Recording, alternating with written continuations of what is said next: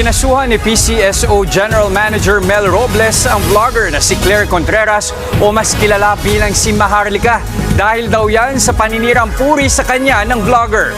Nasa frontline ng balita. Mali naman. Wala nang kailangan sirain dyan. Sa manirang puri daw. I mean yung kay Maharlika, ha?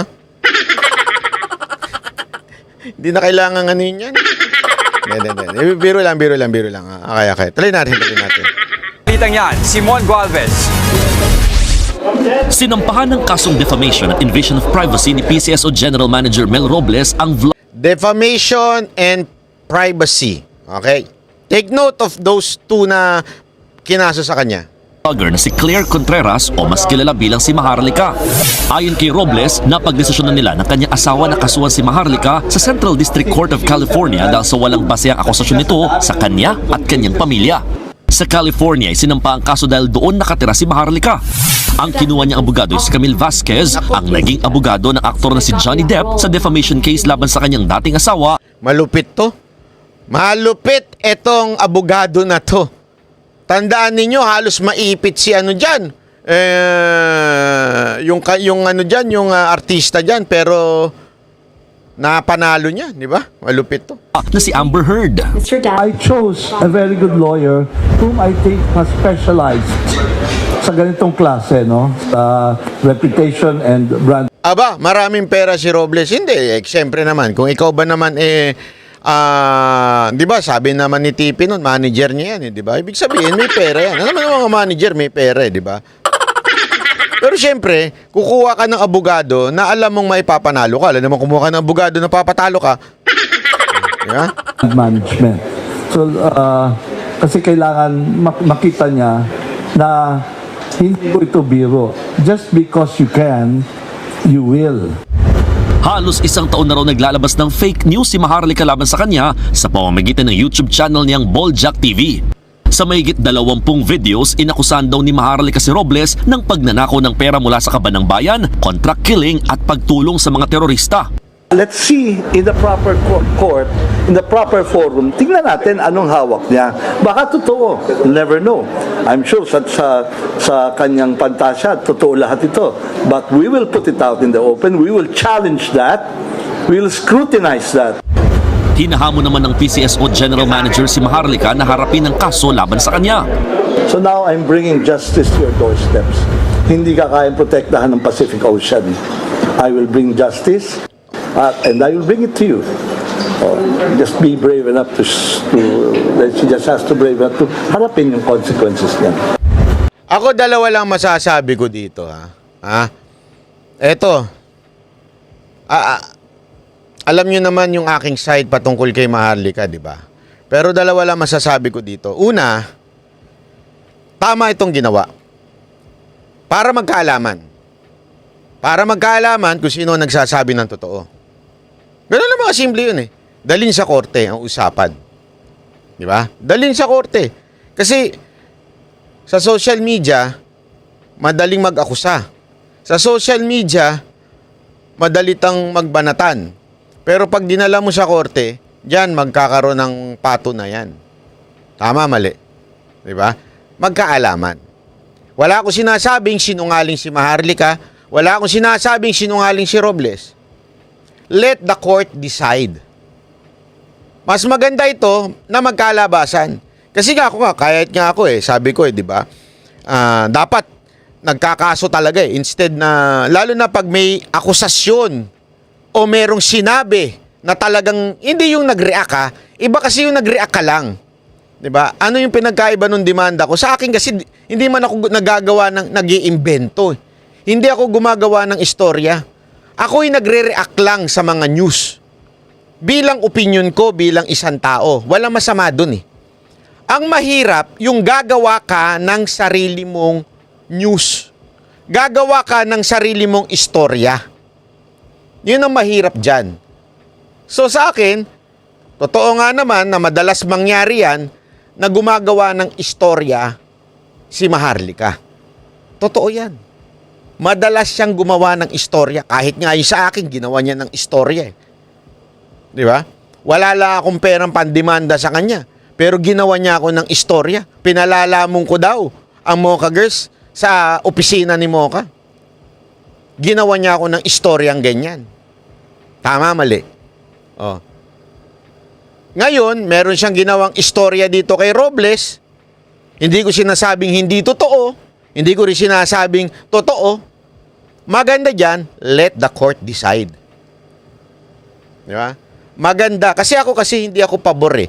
Hindi ako pabor porket kalaban mo, gagawan mo ng imbento. Hindi ako pabor doon. Ayokong gumawa ng imbento na kasinungalingan para lang masira ko yung tao. Doon lang tayo sa totoo. Mitch, mga rin salamat po. Kasi what we are fighting is not against people, but it is for truth and justice. When you say truth and justice, magkadikit yan. Hindi pwedeng justice lang. You cannot have justice without the truth. Tandaan natin yan. Hindi pwede yun. Kaya kailangan magkaalaman tayo. Totoo ba o hindi? Yan sinasabi mo. Tandaan mo, gumawa ka ng paratang sa isang tao. Dapat patunayan mo. Dapat patunayan mo kung totoo o hindi. Ang maganda dito, magkakaalaman ngayon. Di ba? Magkakaalaman ngayon, di maganda, hindi, ito maganda. Kung totoo yung sinabi ni Maharlika, maganda yan, mapapatunayan sa Amerika. Tama, mali. Di ba? Mapapatunayan sa Amerika kung totoo yung sinabi ni Maharlika tungkol dito sa tao na to. Ayaw nyo ba nun? Pero, pag hindi totoo yung sinabi, mananagot ngayon si Maharlika. Tama, mali. We will see. Ako, excited ako dito. Kasi sa Pilipinas, medyo mabagal-bagal ang dito ang hustisya dito Alam naman natin, kulang ang mga judge sa Pilipinas Tapos kung ano-ano pa dinidemanda ng iba. Pero dito, malalaman natin. Malalaman natin kung sino talaga nagsasabi ng totoo. Yun ang dito. Yun ang gusto ko dito. Sana malaman natin. Kasi ang problema ito Ito pa tutuloy natin. Yung consequences niya. Bukod kay Robles, unang nagsampa ng kaso laban kay Maharlika ang Pinoy designer na si Puy Quiñones dahil sa akusasyon ng vlogger na peke raw ang disenyo niya sa gowns ni First Lady Liza Marcos. Ayan yung sinasabi ko dito Kaya tayo napagbibintangan na keso ba't di daw natin binabanatan si Liza Marcos. Kasi putang ina, pati ba naman yung gown? Sorry pero ganito na ba tayo kadumi maglaro? Hindi, sorry. Kayo mag-isip kayo. Ganyan na ba kayo karumi maglaro? Pati yung gown ng tao,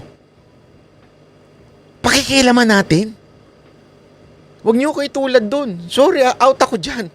Hindi ako, putang ina, pati ba naman yung private gown ng tao, idadamay mo pa? Anong kinalaman no sa bayan mo? Di ba? Kayo magsalita.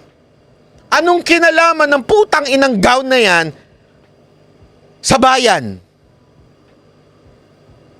Sisiraan mo yung, hindi, ito sisiraan mo yung fashion designer dahil lang ginawa niya ng gown si Liza Marcos. Tama ba yun? Sorry hindi ko kayang tiisin yung ganyang klaseng kabalastugan. Pati ba naman yung gown pakikialaman mo? Pati ba, ito hindi nga yung hindi nga yung si Liza Marcos ang binanatan dito Pati yung gumawa ng gown niya binanatan. Okay ba sa inyo yun? So, hindi ko kayang hindi ko kayang tiisin yan na may kasamahan akong ganyang kababaw. Sorry. Kinasuhan din siya ng broadcaster na si Anthony Taberna nang pagbintangan siyang hindi nagbabayad ng buwis. Sinusubukan naman ng news. Ayan, yung mga ganyan, pwede pa. Kasi hindi ko naman sinasabing totoo pero pwede mo pa yan. Bakit?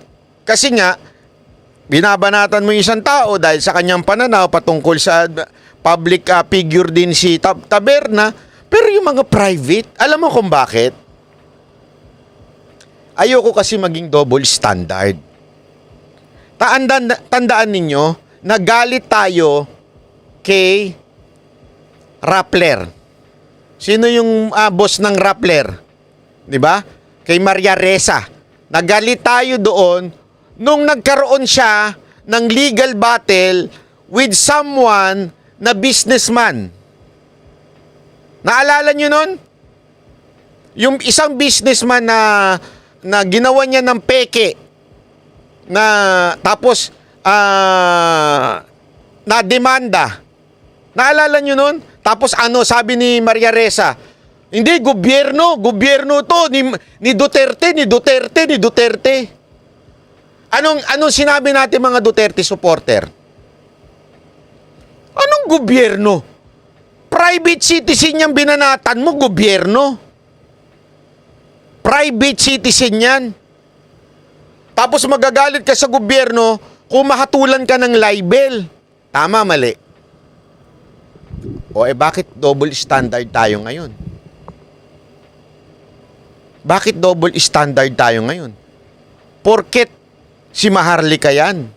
Ang binanatan niya, private person, yung fashion designer. Ang tanong, are you really for truth and justice or you are just for the people? O yung tao? Tao ba ang pinoproteksyonan mo? Nagiging fanatic ka na ba? O ang pinaglalaban mo pa rin ay truth and justice? Tanungin kita ngayon. Kasi kung nagalit kayo kay Maria Ressa noon dahil private yung kanyang quote-unquote ni libel, di umano, nagagalit tayo noon at walang kasalanan ng gobyerno noon. This time, hindi tayo nagagalit kay Maharlika kasi private yung binanata niya, yung fashion designer. Anong klaseng tao tayo? Tanungin ko kayo. Kung ganyan ang ugali ninyo. Di ba hipokrito? Tama, mali?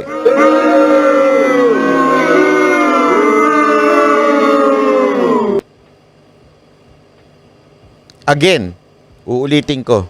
Kayong mga banateros, makakaasa kayo sa mga banateros. Ang issue lang ng lipunan ang pag-uusapan natin dito. Yung direktang nakakaapekto sa bawat Pilipino. Direktang nakakaapekto sa bawat Pilipino. Hindi yung mga walang kwentang issue sa lipunan. Di ba? Ako wala akong pakialam eh. Wala akong pakialam dun sa iba. Yung hindi naman involved sa gobyerno.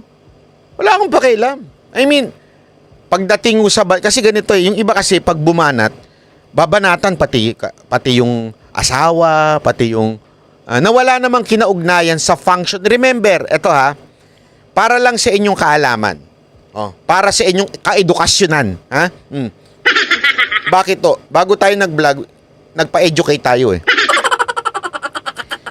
Pag bumanat ka daw ng public official para hindi ka malibel at para matalo kung sakasakaling ilibel ka nila, dapat yung banat mo has something to do with his or her function as a government official.